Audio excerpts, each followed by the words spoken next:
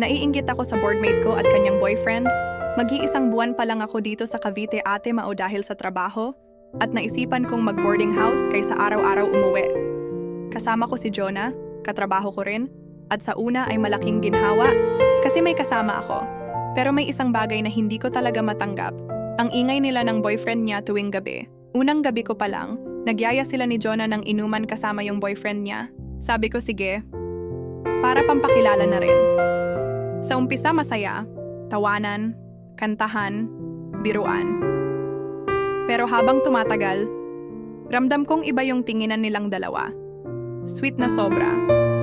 Yung tipong hindi na nila alintana kung may ibang tao.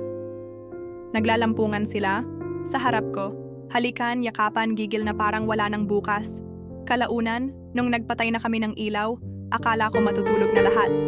Pero dun pa lang pala nagsisimula yung totoong eksena. Rinig ko lahat, mga halinghing, mahihinang ungol, mga bulungan na may kasamang tawa. Kahit anong takpan ko ng una ng tenga ko, hindi ko matakasan. Gabi-gabi, paulit-ulit. Sa una, inis lang nararamdaman ko. Naiirita kasi parang sinasadya nilang iparinig. Pero habang lumilipas ang mga gabi, may kakaibang kumikiliti sa isip ko. Naiinggit ako. Naiinggit kasi sila. May lambing, may init, may pagmamahal. Ako, pagod galing trabaho, mag-isa lang humihiga, nakikinig sa kanila habang unti-unting lumalambot ang puso ko sa pagkauhaw. Hanggang isang gabi, sumobra ang kalasingan nila. Hindi nila napansin na nakadilat ako.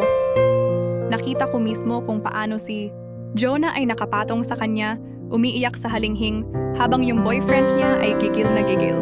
Sa halip na umalis ako o tumalikod, natigilan lang ako. Hindi ko na kayang alisin ang mata ko. At sa hindi ko maintindihan, nag-init din ang katawan ko. Mula noon, tuwing maririnig ko sila, hindi lang ako basta naiinggit. Nahuhuli ko ang sarili.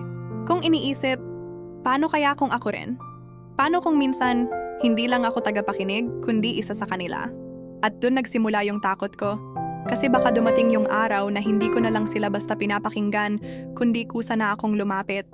Hindi ko alam kung normal bang maramdaman ito o kasalanan na.